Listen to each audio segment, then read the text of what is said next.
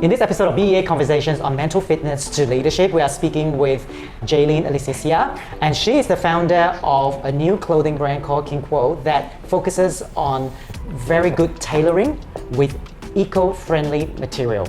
So obviously, it's not easy starting a business, but our dear friend here decided to start the business at the height of COVID. So tell us what was going through your mind. So actually, I've always loved fashion, even as a kid. So I always have memories of, I think you know my mom as well. So my mom going to work in her power suit. I'm like, wow, that brings back a lot of memories for me. And also I remember feelings of like nervousness when I chose my first white shirt and pencil skirt for my interviews. And I was like thinking, clothes used to mean so much to people, and where has that meaning gone now? So I wanted to bring that back in my brand. And of course, when I started learning more about fashion, my first career was in advertising and marketing for about 6 to 7 years. And then I decided this is the time to take the plunge. So I went to study fashion, and I realized that fashion has a large impact on the environment. And I knew then that I didn't want the brand to take away from the environment, and more like to contribute. So in terms of the materials we use, we're eco-friendly. In terms of we consider every part of the process, right? So for the viewers out there, every piece you put on your body has so many invisible hands that go into making that piece.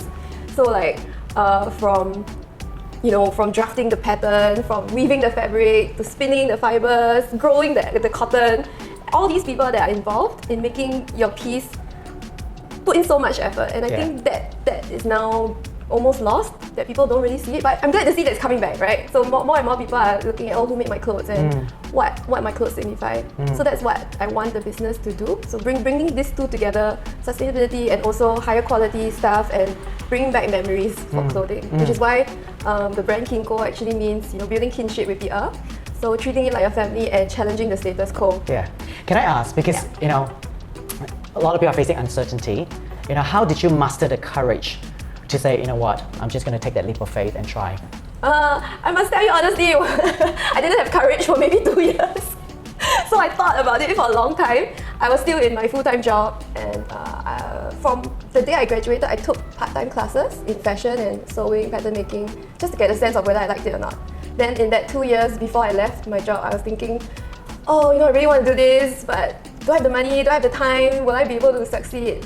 And then eventually I came to a point where if I don't do it now, I will never do it. So I decided to just do it and see see what happens. What's the worst that can happen after starting a business? I mean, the worst is the business fails and then I go back to work. So I think once you come to terms with that, you realize that it's not such a big problem after all. You just try your best, you just put in the hard work and the time and hope for the best, I guess. I think that's very courageous, and also I like how you are facing that fear of failure. Because more often than not, it's actually that fear that prevents people from taking action. You can plan till the cows come home, imagine, to the outer space, but if you do not put your thoughts into action, it doesn't even materialize into anything. So throughout that process, who has supported your success to make sure that you are mentally focused in kicking off what you set yourself up to do? I think it's definitely important to surround yourself with people who love you and also you care for, and you can exchange ideas and you can talk to. Those are the people that really got me through. So I've been on this journey for maybe 2 to 3 years. The first 2 years was studying, and the last year was planning the business. And throughout these 3 years, it's a lot of ups and downs. You go through times where you feel like, can I really do it? Am I an imposter in this industry? Do I really do I really think that I can succeed? Then you have these people who tell you, hey, I think you can, don't worry. I've seen your products, I've seen your work. I think there's something there, and you need to persevere. And that's something that was really important to me. So my really good friends, my partner, my mom, my dad, these people have always been supporting me in whatever I do, and it always helps to have someone kind of bring you back to center. You kind of veer off and you think, what am I doing in my life? Why am I in this? And then these people tell you, as long as you believe in what your vision is for the business, you believe in what your vision is for what you're bringing to the world, then you can move forward and you learn to stop thinking about the negative stuff. You think about the positive stuff, and you tell yourself, like what I said, as long as you put in the hard work, what else can you do other than try and let the Brilliant. world decide, right? Yeah. How do you manage naysayers, people who say, oh, you're an imposter, oh, you won't make it, it's a saturated market, I'd rather buy from some other brands. Yeah. How do you face that criticism?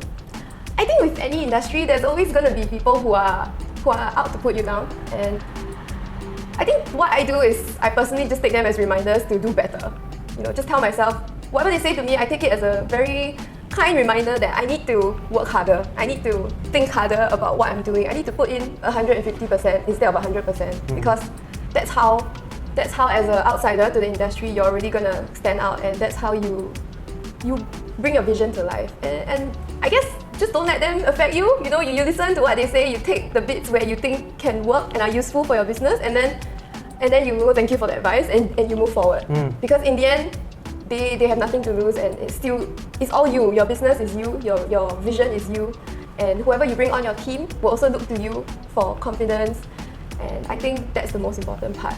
Can you share with us, because everyone has a moment of weakness where they feel full of doubt, where they are feeling down. So when you experience a moment like this where you are in doubt of what you do for your brand and your business, what is the one thing you do to make yourself feel better and to gain that confidence back? I would say, I think I step back from what I'm doing and maybe I go for drinks with my friends. I tell myself, today is not the day for me to solve this problem, and I call a friend and say, hey, I really need to get out of what I'm doing now. Can we go meet for coffee or for a drink? And I do that, and during that chat with that support system, I talk to them and tell them, actually I'm thinking about this now, and I've reached the roadblock, I reached this obstacle that I'm not sure what I can do. And just listening to them, even though they might not know what your business is about, listening to them and feeling that concern and love that they have for you helps me to bring me forward. I think maybe because I gain a lot of energy from people around me, and as an extrovert as well, that really helps me to bring me back to center. Other than that, if there's nobody out there to meet me, I will take like 5 breaths, and I'll take my dog for a walk. So that helps me to clear my mind. And when I come back to my desk, then I think, okay, there's enough of self-doubt. Just do it, do the best you can, and just move forward. Yeah. Beautiful mindset. I know that Kinquo focuses a lot on sustainability. So why did you choose sustainability as one of your points of view? I think sustainability is going to be something that all businesses have to take note of and try to incorporate in their decisions. So after I learned about fashion, I learned about the environmental impact, I learned about so many communities that are impacted by the things that we make and the things that we produce for everybody, for you and I to wear. And it was really a no-brainer that Kinquo has to be a sustainable brand in as many things that we can.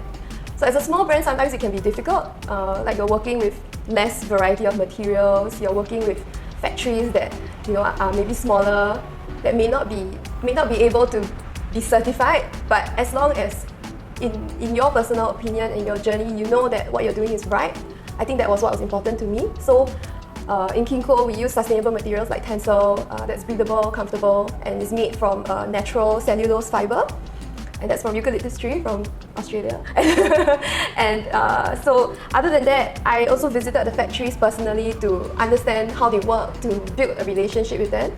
I must say it was a long journey. I went through maybe 3 factory visits, and I realized that those are not the right fit until I found the one that supports a local community of women in Thailand, and they can produce very high quality sewing, which is what I wanted for the brand. It's more complicated. It can be more costly, but I thought it was worth it because the next principle that I believe in sustainability is that we should all wear better clothing, higher quality clothing that can last longer, and also so that you will rewear them more often. So it's really buying things that you're going to wear many times, and that's the best way as a consumer to bring in sustainability into your life. Well, it's the easiest way actually to just rewear the clothes that you already have. Not saying that you should buy new stuff.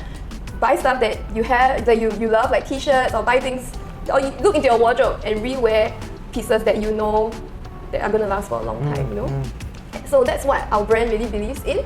That's why Kinquo means challenging the status quo. Because if you go out there now, I did like a lot of research on what clothing is like now on the inside. So I would suggest everybody, go to your wardrobe and turn your clothes inside out and look at what it looks like, and think and compare it to something that is more expensive but a higher quality, and you will realize that the clothes that we get now are not as well made as before.